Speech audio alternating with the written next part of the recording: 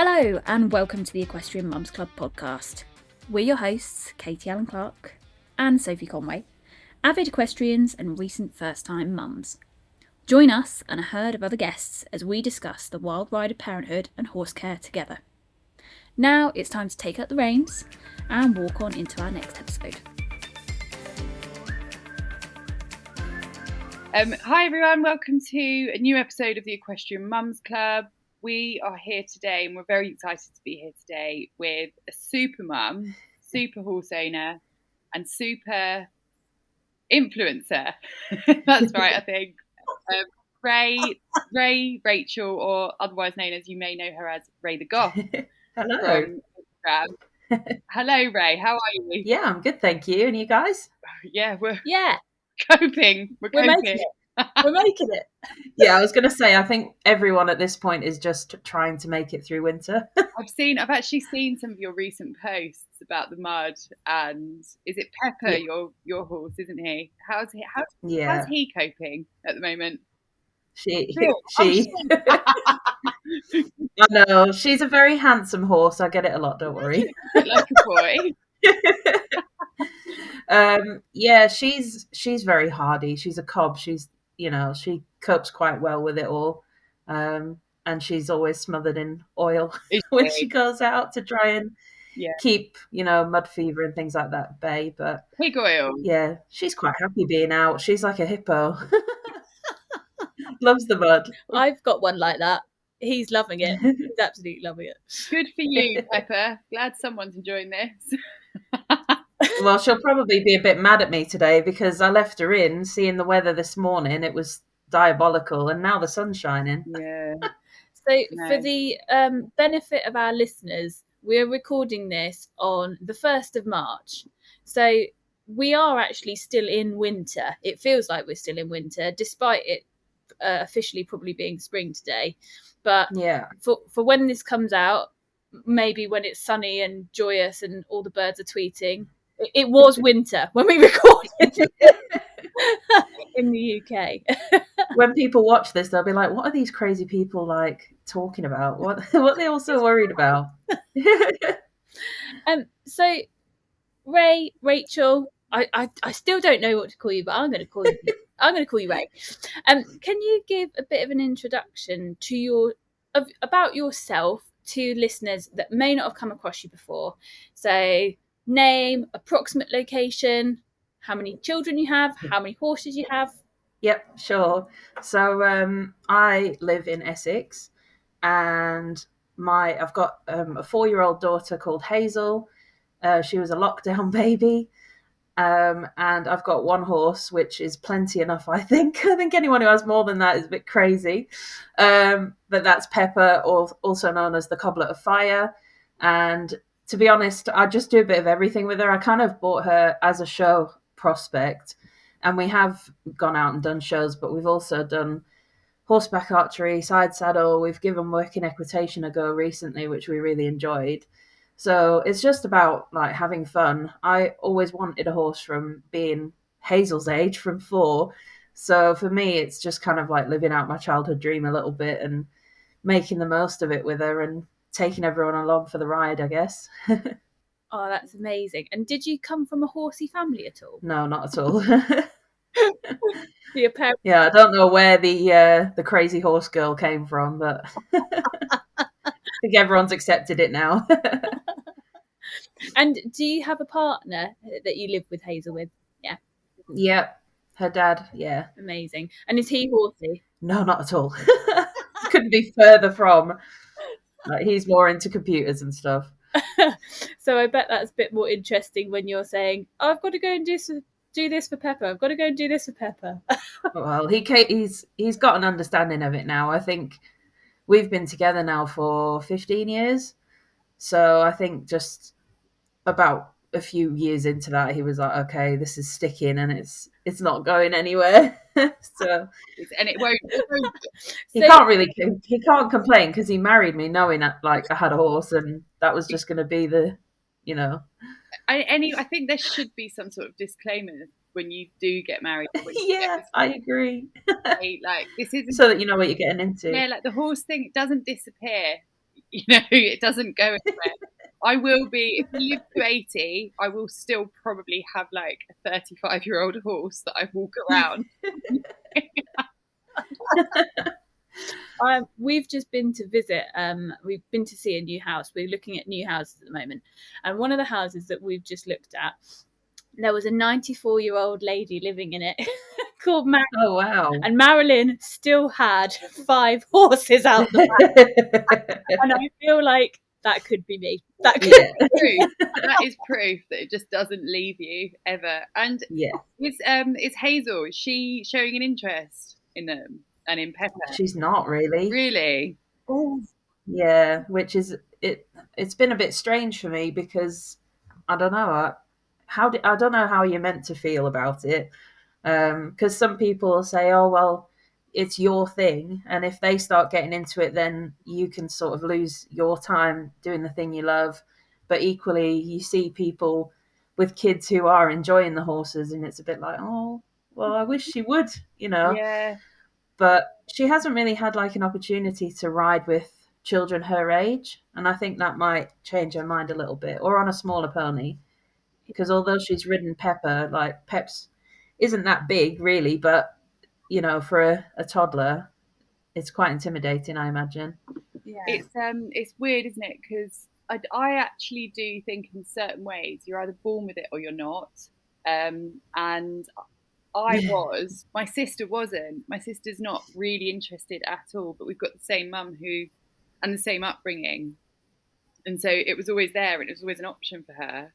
I was the one that was like Yeah. desperate to ride. And I think that my little girl is only 15 months, but she's showing a real interest. She she wants to get on and she wants to see the horses. She wants to be out there. So I'm hoping it carries on. But like you said, is that going to mean that I'm forever doomed to just lead rein? Yeah. No. Yeah, it's a tricky one. Got to be careful what you wish for. I think as well, it depends as well, I think, on the individual. But loads of people have said to me, "Oh, your little boy won't be interested. He'd be far more interested in rugby than he will be in anything else." And again, I don't know how I'm supposed to feel about that, whether I should feel relieved that he might not be stealing my horse or a little bit sad that we couldn't enjoy it together. But anyway, he's only 7 months, so I don't know at the moment, do I? Yeah. No, you don't. No. Give him a chance. I mean, Hazel's still young, really. I know I've got friends who have kids exactly the same age as her who are riding, but 4-year-old is still so small. Yeah. Like I rode for the first time when I was 4, but it was on a family holiday, just being led around, and then I just didn't stop talking about it. But I didn't actually start riding lessons until I was probably 7 or 8. So, and just to flip that, how does Pepper feel about Hazel? She's really sweet with Hazel. Like there's a video somewhere, the first time I ever took Hazel up to the stables and I showed her to Peps, and she's making these really soft wickery noises, and it's just like amazing. Oh. And when I was pregnant, she had her like nose against my belly and stuff, so I think they know. Oh well, yeah. Oscar did not know. Like not he just thought I'd got really, really fat and being really anxious about riding for no reason. No, Peps is really like aware when Hazel's around. She seems to always sort of be looking for her, which is really sweet. So sweet. Mares are a lot more instinctive, I think, aren't they? Yeah. Well, I don't know. I felt like my gelding, bless him, he definitely knew I was pregnant before I did, like 100%. And I look back now and he was like touching my stomach and I just thought he was giving me a big poke in the no, he knew there was a baby. Yeah. I was going to ask you, Ray, is Peps your first horse, or have you had like loan horses before? Is she your first one? She was the first one that I've bought, yeah. But I full loaned one before I bought her, and I part loaned before that as well. Nice. So. I think one of my insecurities, I guess, is is that I didn't become a proper horse owner, if you like, until I was in my adult years. So Yeah. I had horses on full loan all the way through my childhood, and I had, I shared things all the way through my childhood as well, and did loads of riding lessons, loads of pony club, both in a centre and a branch. But I never had, that sort of, the passport had my name in it until I was Yeah. adult. And it now makes me weirdly feel a little bit inferior about my horse ownership status. But I was wondering, when did you get Pepper? Was she concurrent with Hazel, or concurrent, or before Hazel, or before lockdown? When did you get her? She was before Hazel, so I got her in 2015. 2015. So 9 years I've had her now. Oh wow, that's amazing. But, yeah, and it was very much like, I guess I felt the same way as you a little bit, because I was 24, I want to say, when I bought her, and that was 20 years of my life wanting my own. And I obviously didn't come from a horsey background, and I grew up in South Africa. Wow. So yeah, so I had lessons over there, but it was hard to get into it because it was expensive for my parents. Yeah. I guess because it wasn't so common over there, so it was probably more expensive. And then coming here, the exchange rate and things like that, with selling the house and stuff, I don't think we had as much money as we did living over there. So I did do some lessons, but eventually it just got too expensive again for me to keep going. And I actually had a huge gap from probably being about 13 or so until I went to university.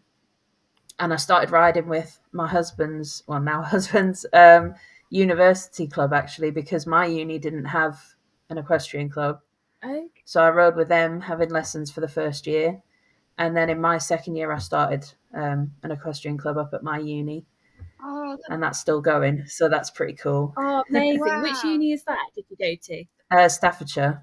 Oh, that is so cool. You should be so proud of yourself. Yeah, it is pretty cool. And now, like, they didn't do it when I first started it, but they compete in the Bucks League now. Amazing. So that's cool. Yeah. Oh, big snaps for you. That's incredible. Can I ask a question? Why were your parents based in South Africa? Are they South African, or were they there for work, or how did that come about? So they're both British. My mum was adopted when she was young, like a baby, and my grandparents immigrated over there when she was 3. Okay. They actually moved to Rhodesia and then eventually moved to South Africa. And my dad was 35 when he moved over there after his divorce, his first marriage. So, yeah, they met over there with, Wow. huge, like, gap in time frame there. But, yeah. That's And then amazing. had you. Yeah, and my brother. That's what a cool background you've got. Do you remember growing up in South Africa? Oh, yeah. Do you? Yeah, it's completely different. Like, it's so much more social, I feel, because we used to have people over all the time. Like, every weekend we had friends there, because the weather's just so much nicer. Yeah. You got barbecue, we had a pool, so my friends and I would just be in the swimming pool all day, every day. And we were so close to the beach. So my school was right next to the beach, and we sometimes had lessons down on the beach if it was too hot in the classrooms and things. So it was very much a different world. I'm so jealous. Right now, that sounds So what would bring you back here into Mudland? I don't Into Mudland. My younger brother is autistic, quite severely autistic. And in South Africa, they just don't have the care, especially going into sort of adult life. Once they sort of reach 16, there isn't a lot of aftercare. So we had family still, like my dad's family was still in England. So they sort of said, there's a lot more help over here. And he's in assisted living now. So he wouldn't have had that. My parents would have still had to have had him at home, and he can get very violent. So obviously, as he's gotten older, it's way safer that he's with people who are capable of caring for him. That's incredible. And also, what a decision for your parents to have to make. Like, big respect to them. I imagine for you Yeah. at the time when you moved over. So how old were you when you moved back? 11. 11. That's also quite a change in time for you as well. So how did you feel when you moved back here? Because you weren't born here, were you? No, and it was a big adjustment as well, because over in South Africa you stay in school until you're 18. So when I moved over here, it was like I skipped 2 years of school. So there was that gap, and then I started straight into year 7 when I moved here. So people had friends from primary school, and I obviously had an accent, South African accent, so that kind of made me stand out and things. So it was difficult to kind of integrate with everybody at first, but I've actually always been very good at like mimicking accents. So like since a child, I remember my parents making me recite the scene from Shrek when Shrek and Donkey are talking about onions when I was like really young. And I could do like both accents, so I kind of just sort of taught myself how to speaking like being. well, gave myself a Lancastrian accent basically. Wow. I really It's amazing. Because if I flip and I talk to my friends on the phone, I've still got my South African accent, so I love this. I love this. Oh my god, one of my hidden talents. my mind is blown. Do you know, this is hilarious. My husband is Welsh, and I actually didn't know he was Welsh for a really long time after me, because he comes from Pembrokeshire, where a lot of English people relocate to. So it's a very English concentrated area. But when we were in university, and he'd suddenly get around a group of Welsh lads, and they'd be talking about rugby or something, and he actually knows a bit of Welsh, and I'd be sat there going, "What's this?" You know, you're in full flow, and suddenly the Welshisms come out, and I'm thinking, I don't know you at all. Who are you? But that is such a talent. That's what I love it.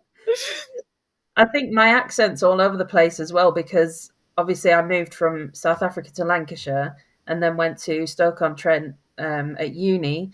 I lived with 2 Welsh girls, one from Grimsby, one from Newcastle, one from Manchester, and then I moved down to Essex. You're a woman. So they've all got very strong accents. You're a woman of the people. You Yeah. go anywhere. do you know what? Well, people here in Sorry, on that note, when I was at uni, I went to University of Reading, and it's quite like a landman uni, so like land managers, and they're all, you know, when I turned up there, I was like, who are all these people and where have they come from? Because they're the poshest people I've ever met. And I didn't know that, you know. And my friends from home used to be like, oh, university Sophie's out tonight, and Bromley Sophie's back out in the morning. So I'd be like, go for being really, really, really common, depending on who I was with. Brilliant. Just to try and fit in. Yeah. So you've had such a varied upbringing, you know, a really varied upbringing, and you've kept sort of the interest and passion for horses going, like throughout all of that. Is is there much from your sort of South African life, or South African horsing, that you replicate over here that maybe we don't? I don't really remember much of my lessons over there, if I'm completely honest. Maybe that's maybe that's a good thing though, because you might be depressed about the weather here. I just mean I don't know if the training is any different or not. I wouldn't be able to tell you because I just don't remember my lessons. So clearly they did a great job. Well, you can sit on a horse. Yeah, I mean the thing is, I like horses wherever you go, they're universal. So I've had a few lessons in America before, and the way they talk was really different, and the kind of way they ride is quite different. But really, Yeah. it's still a horse. You know what I mean? Like, horses don't really change wherever you go. They're still the same. Anyway, should we talk about how the hell you manage daily to do everything you do? That's what I want to talk about now. Moving on from accent. Yeah. I mean, that's a very good question. I don't know if I do manage. I try. Who does? I know. Do you work full time as well, or do you have another job? No, I don't. If I did, I don't know how I would do social media on top of everything else, because it is like a full-time job. And has it become your full time job from I doing? want it to. Yeah. Well, it would be nice because I enjoy doing it, especially like YouTube. That was kind of my way of getting my horsey fix through my teen years, because obviously I had that gap in being able to be around horses. And YouTube was a very new thing. I think it started in 2006, maybe, or maybe just before that. And I was straight on there. I think a year after it started, I had an account on there. And that was how I sort of like watched horsey related YouTube videos and things like that. And that progressed to me making videos of horses. It started off with just like slideshows of horse pictures. That's how horse obsessed I was. And then it was like downloading movies, like horse movies, and doing like things with that. And then eventually I started making videos that were like these little epics about like equestrianism and how awesome it is, and it is a sport and all that kind of thing. Using footage from, all of the big equestrian events across the world and things, or just anything I could find. So that's how I kept my horsey fixed. Does that YouTube account still exist? Need to know. Yep. It does. Amazing. Yep. So all of those previous videos about, this is why equestrianism rocks is on there. They were, but unfortunately, like now that I'm vlogging and YouTube's changed so much, in order for me to actually make any money from it, you can't have any copyright music. Right. So yeah, I have had to remove most of them, but I downloaded them and they are saved somewhere. So somewhere we could get a little sneak peek. Yeah, I can send you a link to some of them. Yeah, I'd love to see them. Because I also resonate. I was also that person that created a PowerPoint basically for everything. I think if I'd have early adopted YouTube, that probably would have been something I'd have done. Yeah. Amazing. And so you've obviously, people probably know you now as social media influencer. Is that a title that you give yourself? I think anyone who is putting content out there has to be careful, because ultimately you do have an influence on people, even if that's not really what your intentions are. So I am very like conscious of that. I think I would call myself more just a content creator. That's what I enjoy doing. But I guess if you're putting content out there, you are, and people are, if someone says, "Oh, I bought these boots because you shared that you were wearing them and they're great," whatever, you have influenced that person to buy that item. So yeah, I guess in that sense I am. And how did you start the whole idea of, I want to create more content? Were you doing it for yourself in the beginning, or were you doing it to create more friends or see other things? Like, what was your story there? My Instagram started much like YouTube did for me, because I've just grown up in this wave of social media. So anytime a new social media has come out, I just joined it because that's what everyone else was doing. So it was the same with, MySpace, Bebo, YouTube, Facebook, YouTube, and then Instagram. And on Instagram, initially, I was just sharing pictures of like whatever, because that's what everyone was doing. It was just a picture sharing website. And then I started learning a horse called Sherman, part loaning him. And I part loaned him for 6 months and sort of shared bits here and there about that.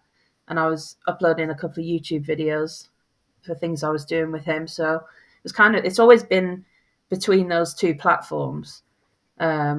but YouTube's a lot harder because it's a lot more effort to put like long format content out there.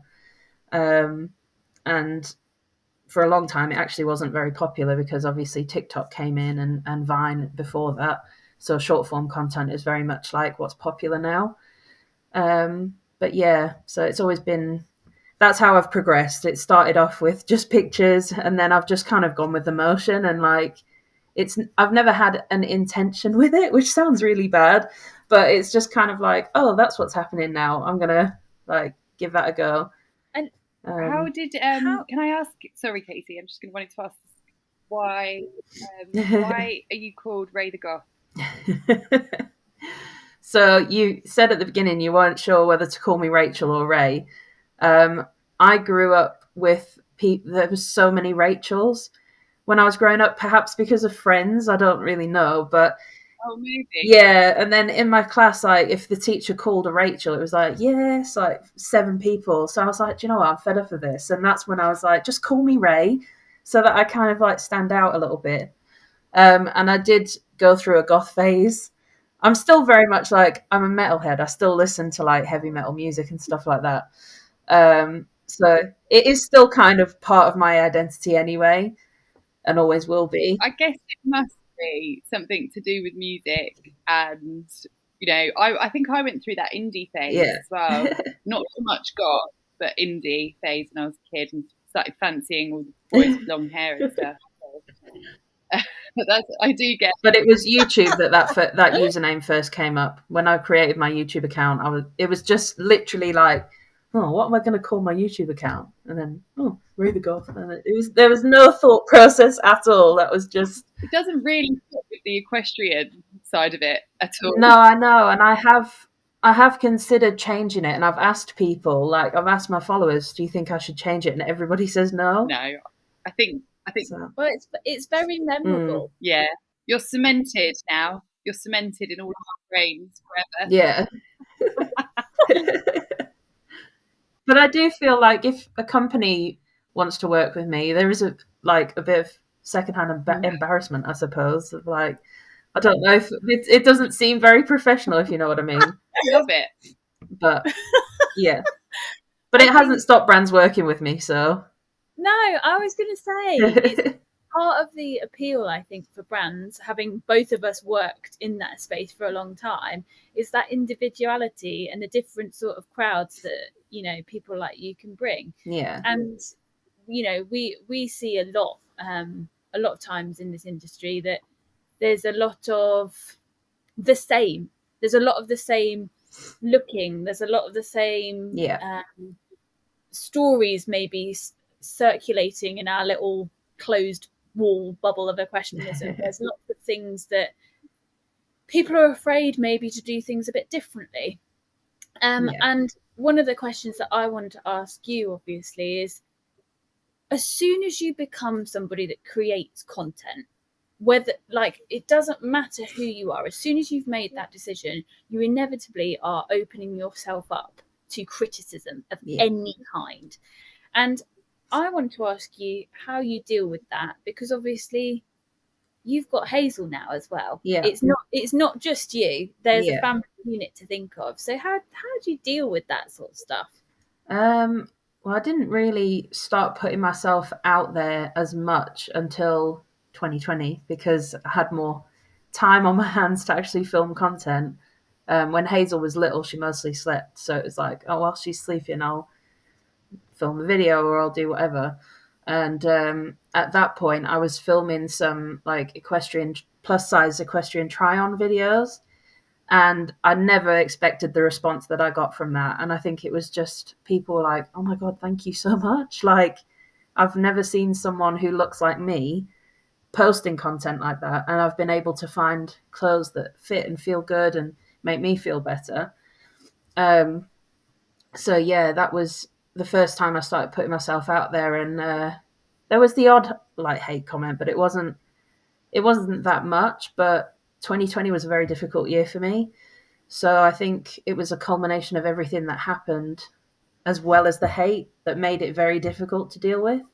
Whereas I feel like coming into this year, I've got a much better headspace around it. But yeah, it was very tough to deal Do you- with. I think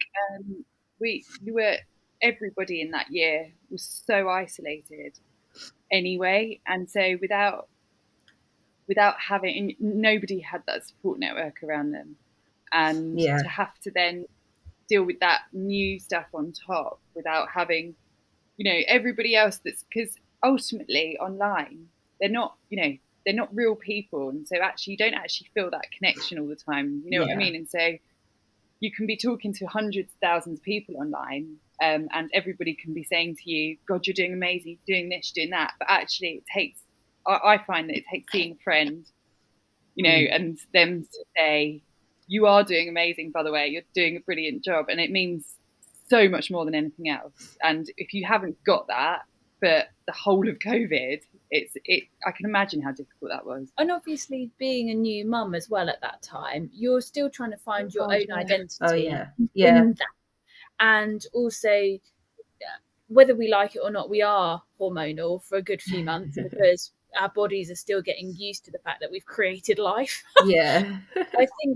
I think that must have been a really strange year for you, but like with so many ups and so many sort of strange downs as well. Do you feel like people in this time are more vocal about things they do and don't like? Yeah, I would say so. I think it's very easy. A lot of the people who do leave comments they don't have any content on their pages. So it's very much like they're happy to dish it out and hide behind a screen, but they won't take it. Like if you were to criticize them, they would hate that. So yeah, I think it's very easy to be vocal when you don't have someone physically in front of you. Do you know, we had, get this, our first troll the other day. Okay. And this was new to us because neither Sophie or I necessarily are, well, I run a team that deals with social media and have had to do a lot of PR and a lot of community relations in my time, but never aimed at the content that specifically involved me, if that makes sense. And Sophie, likewise, we've both been around a bit and we've seen this, but we've never had to deal with someone trolling us specifically. Yeah. I've got to say, Ray, I was delighted. It's my time to shine. I was over the moon. We've made it now. We've made it. We've got a troll. The thing is, it's not about that, is it? Like it literally did just go over my head. It didn't actually. I didn't give it like more than 10 seconds thought. But I think the positive comments that we're getting mean so much more. Do you know what I mean? And it outweighs it. And like, it must have been the same for you to be able to help those people that were coming to you. Completely outweighs what anybody else is saying and justifies what you're doing. Yeah. Oh, there's always way more positive comments than negative, but for a long time it was that one negative comment that was like, I think because like obviously I'm not a body that you see often in the equestrian world, because I feel like people are too scared to share that for this criticism, which obviously I do get. And yeah, I've forgotten. I've lost my train of thought. Sorry. Oh yeah, but Rachel, do you know what? You might not be like the standard size 10 or whatever, but actually there are quite a lot of because we've worked in an industry with lots of influencers and they all get it. It doesn't matter what it doesn't matter what you look like. You could be Claudia Schiffer riding a horse and you will still get shit. Yeah. Well, one way or another, somebody would say she can't ride properly. Yeah. No. I wouldn't use that bit. Like, she probably can't. She probably can't. I think it's really, once you take up the mantle of content creator, I think it's very brave to continue to do it when there is people that is going to spend their lives trying to make your life miserable, but also then there's also the other swing of it is it could be an echo chamber of Yeah. toxic positivity when nobody actually really ever says anything that's of real value. Do you know what I mean? Oh, you look lovely today. Oh, you look lovely today. You don't have any real conversations. So I guess my next question on that vein is, have you made some real friendships from doing this content creation outside of the online world? Yeah, one of the bridesmaids at my wedding I met through YouTube. Amazing. So, yeah, I've met quite a few people. One of my friends, Lee, she's a really good friend of mine as well. And her story with Dutch is very touching. It's very sad. But yeah, she's someone that I met through Instagram specifically and YouTube that we've got a really good friendship, really close friendship. So there's plenty to name, but yeah. What's her handle on Instagram? It was Lee Dutch CJ. I'll have to if you wanted to have a look, I'd have to send you it because it's got like underscores and X's and things in it. I'd have to double check what the actual handle is, but Love to have a look. But I just remembered what I was going to say about the hate comments. Like it, because I'm not a standard body that you see, and my body is something that's been a personal struggle with me anyway. Like it's always been my own insecurity. So when people nitpick at those insecurities, and you're already like back in 2020, where like we'd had a devastating loss in the family a few weeks before Hazel was born. She was 5 days old when we had to go to a funeral. Then a month later, we were in lockdown, and it was just like bam, bam, bam, bam, all these things happening. And then, like, creating content and making YouTube videos has always been a hobby and something that I enjoy. And I think that was a bit of an escape from it all. So then to have people nitpicking at something that, like, you've just had a baby, your body's changed so much. So for someone to start commenting on your body, that was really destructive for me. And I got very self-destructive. And within the last 4 years, I've put my body through so much that I've never spoken about. But yeah, I've really struggled the last 4 years, and those negative comments, they really did hurt more than people probably realise. But I'm coming out the other side of it now, and I feel like, yeah, I just block and delete people, or I just delete comments if I don't like it. I'm like, whatever. Like, who are you really? You don't know me. You don't know me and Pepper's history. You don't know anything about me, really, and what I've been through. So it's just, yeah. Ray, I'm having a breakdown. Do you think that this, by the way, she cries on a lot of things. So this isn't It's the hormones. Just blame the hormones. just You know what, Ray? It means it's so important for people like all of us, really. And it's so brave of you to talk about it, because I think that a lot of people, and especially horsey women, cover up their insecurities and put walls up around themselves, and actually then it comes across like everybody's got it so together all the time, and none of us do. And I think it's really, really brave of you to carry. Katie, you've got to carry on, because I am very brave. I think one thing that's really scary is there's a very high number of equestrians who suffer with eating disorders, and I think that's just from this, this having to look a certain way and how equestrians are portrayed through media. It's quite scary. Yeah. I also think that that's why charities like Riders Minds as well. Yeah. It's not a charity that I've used myself, but I know people that have. And I just think things like that are a really good positive step for change, in that actually it shouldn't matter what your own insecurity is. If that's having effect on how you're living your life, Yeah. and your day-to-day life, you're struggling because of something, you should be able to pick up the phone and speak to someone. And if it isn't someone in your circle, immediately, then a charity like that, absolutely, you should be able to contact and talk to someone about it. Because like you say, it can be really easy to get self-destructive when you're stuck in your own negative thought patterns all the time. It's very hard to break it, really hard to break it. And I think, as equestrians, we do also, we hold ourselves to, I think, maybe higher account than a lot of the general population, because we feel like this weight of responsibility on our shoulders, Yeah.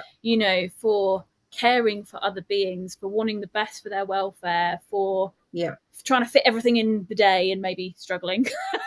Yeah. Then to add kids on top of that is it's a, It's a lot. it's a lot. It's a lot. Yeah. Yeah. So no, I I applaud you for talking about it. I think this is a really important conversation to be having. Um, let's move on to some lighter things, but also sort of thread it together as well. Yeah. This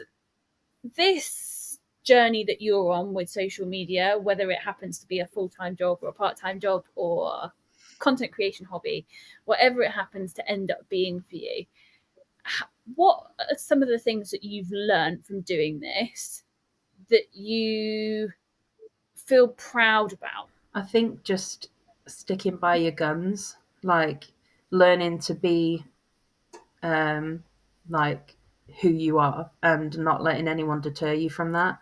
I think that can be very difficult. I think it's easy to lose yourself when you're in this wave of like, there's a lot of pressure to create good content, to get those views, to interact with people. And sometimes those interactions aren't positive. So I think to stay on a steady course and sticking true to yourself is very trying. So if you can do that, that's very impressive.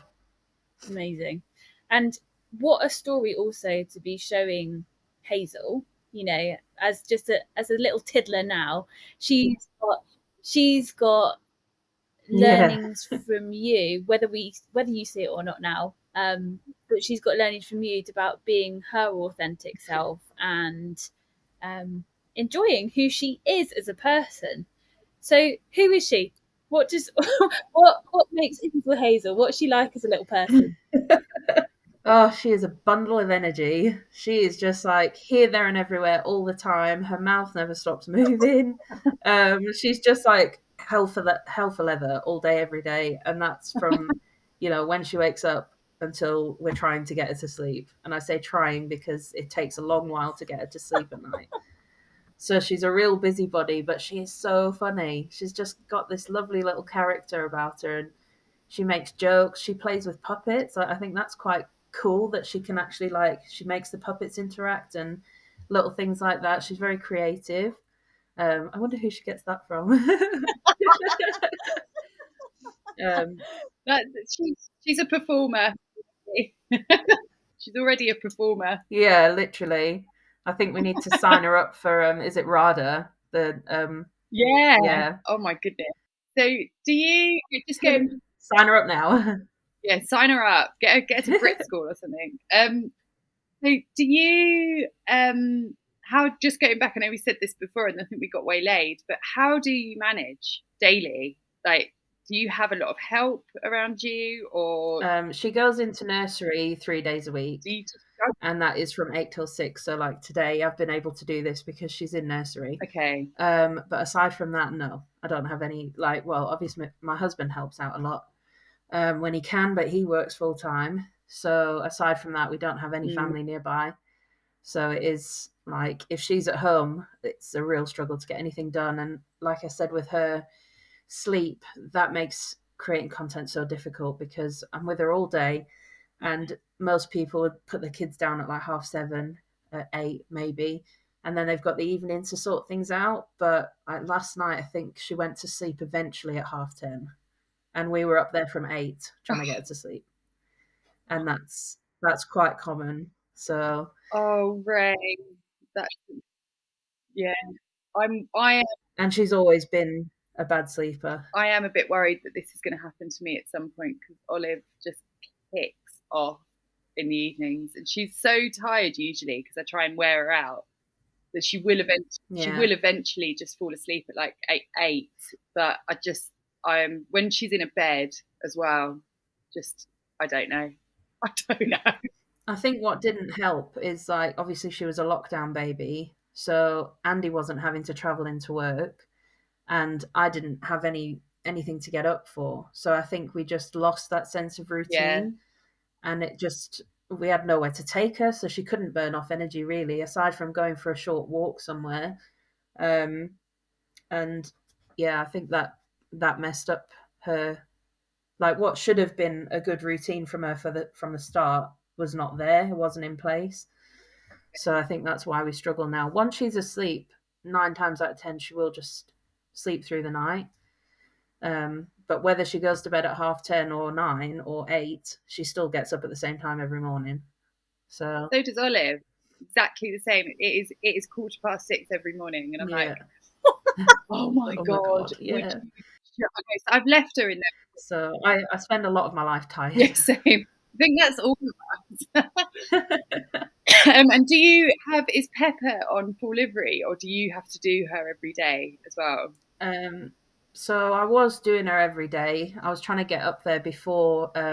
So Tuesdays and Thursdays, obviously Hazel's not at nursery, so I'd try and get up there before Andy started work. But where her sleep is so up and down, I got to a point where I was like, I'm literally burning off of nothing now. I can never predict how much sleep I'm going to get. So I thought it was easier to put her on full livery on those 2 days. But I've actually got a young girl who's just started learning her this week on Tuesdays and Thursdays. So she's 15. And yeah, they look really cute together. They seem to be getting on really well. So I'm happy. That's such a good solution Yeah. I think. And she did have a part loaner, and she was amazing. But when we moved yard, sadly, it was a bit too far out for her to follow us, and it is really sad because she loved pets and we got on really well. And the previous had a loaner before that as well, and she bought her own horse. So it's always, it's never been a negative reason for the loans stopping. They've always lasted for a long period of time. It's just circumstances change, unfortunately. yeah, I think but in general for listeners and people listening, if you're struggling to afford the horse or you don't have the time, that is always just it's a good option, because also they're kind of keeping your horse fit for you as well. I think people worry about it because you do hear bad stories of people who mess people around or who don't look after the horses as the owner maybe would like them to be, or I don't know, especially with like younger children. I didn't really want someone under the age of 18 loaning her because we were all the same as kids with horses. Like you don't have that sense of preservation for them as much because it's all fun and games. You want to just jump them, you want to race them everywhere. But this girl actually works at the yard on the weekends with the staff, so I think she's got a bit more sort of knowledge and a bit of a older head on her shoulders. But like I say, the 2 loans previous to that ended on perfectly good terms, and they'd loaned her for the first one loaned for over a year, and I think the second one loaned for nearly 2 years. So, there are good people out there and who genuinely care for the horse like their own. And I would encourage it if you are struggling in any aspect of life, seek help. I think that's something that I've learned across the last 4 years because I didn't look for help soon enough. I think with lockdown, you sort of had this sense of like you're not a priority, or that's how I felt, because all of this other stuff was going on and people were losing family members and that all seemed like the priority. So I felt like my mental health wasn't, and that's not the case. So I definitely think I had undiagnosed postpartum depression 100%. So I definitely recommend, like, if you're struggling at all with anything, go and seek help. And that goes for the same if you're struggling with the horses. It's not a weakness to try and get someone in, even if it's a friend. If you just say, look, I'm really struggling at the moment, is there any chance you could help, even with bringing the horses in or turning them out in the morning, anything to break the day up a bit for you. Yeah Totally agree. And I actually, it's funny you said about the postpartum now, because I've got a friend that I could see that she had postnatal depression when she had her first. And we never really discussed it because she hadn't recognized it, and it's only now that her daughter is 5 and you're like, now we can talk about it. And she says, I definitely did have it. But Yeah. you almost do need somebody at the time to mention it, but you also don't want to get your head snapped off, because, you know, that's, if somebody said to me afterwards, do you think you've got a bit of postnatal depression? I'd be like, no, don't have it. I'm coping fine. I remember like going to, because obviously there was this mad panic over things, and I remember going to Tesco's and I couldn't get formula milk. I had it's a bit too much information, but I had problems with breastfeeding. She had never breastfed. I just really struggled. I think there was just way too much going on. But I remember just sitting in the car and absolutely sobbing my heart out because I couldn't get formula. And it's things like that when you look back at it now and you're like, damn, like you were struggling, girl. I think as well, though, like the time when you've just had your kiddie, particularly if it's your first, but not always if it's your first, you are learning to do things for the first time on the job with no help. You know, there's no, generally speaking, nobody's following you around showing you how to navigate latching all the time if you're breastfeeding. No one's following you around showing you exactly the best way to sterilize everything if you're doing bottle feeding. No one's following you around showing you how to park in the parent and child parking spaces and not look like an idiot at the supermarket. Yeah, but also, Katie, definitely nobody's telling you about the bottle side of stuff and the formula side, because I did breastfeed. I breastfed for probably too long, to be honest. But when I went to NCT groups, and when we were there, we had like a breastfeeding clinic. At no point, like there must have been about 5 minutes of it that we talked about bottles. There was nothing about it, and the NHS push you towards bottles and towards breast, and everybody says, oh, you know, breastfeeding's best and blah blah blah blah blah. Sorry, but all you're doing is making women feel awful. And I think that contributes to quite a lot of postpartum depression. I cried once, one night, when Andy said, "Let me feed her with a bottle," and I felt like a failure for not being able to feed her. And that's exactly what you're saying. It's just that societal pressure to breastfeed because it's better. But like, I'm sure there's half of the world has not been breastfed. Do you know what I mean? And that we're all still standing. I know, it's not like you go for a job interview and they ask you if you've been bottled or breastfed. Or like at the top of your CV, I was breastfed. Job. Was walking at 18 months. No, it just doesn't matter. Oh, that's amazing. So I just think, you know, what you've said, ask for help in any regard, has been a big theme for so many people that we've spoken to so far. Like, so many people so far. And I think maybe as young women, young men, if you're a dad listening to this, first time dad listening to this, you feel like you don't even sometimes know what you'd be asking for help with, do you? And if someone goes to you, oh, let me help, maybe be a bit more specific if you're offering help. I will look after your child while you go for a nap, or I will wash up for you, or I will go and help you bring the horses in, or whatever it happens to be. But what if you could look back now at, you know, your first couple of months where you'd had Hazel, what would be the area that you think you'd have asked for more help in practically? I don't know. We had so many struggles with her because she had really bad colic and reflux, and she also had eczema. We did reach out for help with that. The doctors weren't really much help at that time. So we went privately. So that's one thing that like I did seek help with because she was just like scratching like mad. So we went privately, and she was diagnosed with cow's milk protein allergy. which she's okay with cow's milk now, but at the time, like, I think those three things also had a massive effect on her sleep. So it was very rocky with all this stuff going on. I'm not sure it's failing for anyone, Ray, to be honest. I think the one thing I would have sought help for was my own mental health. Yeah. It's but also hindsight is a fabulous thing, isn't it? If we can pass, isn't it sure is. If we can pass that on to people. We usually end every single episode with asking the same question to most people, unless you haven't had a baby, in which case, question. But if you had any advice for people that are expecting, what would it be and why? Is this people specifically who have horses or just in general? Yeah, expecting equestrian parents.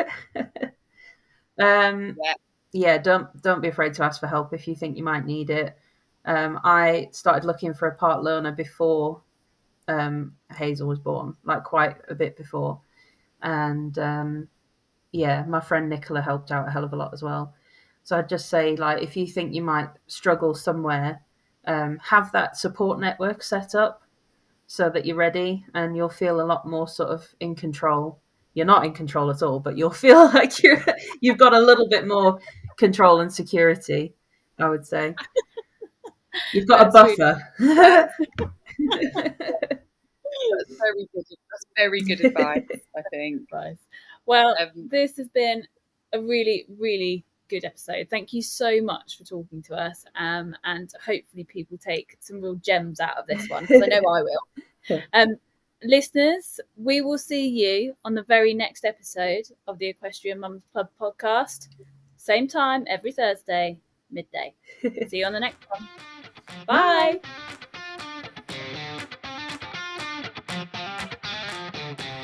Thanks for listening to another episode from the Equestrian Mums Club. It's been great to have you along for the ride. We've been your hosts, Katie Allen Clark and Sophie Conway. Make sure to hit the follow button to hear more from us as we dig deeper into the world of ponies and parenthood. And until next time, stay smiling, safe, and stay sane.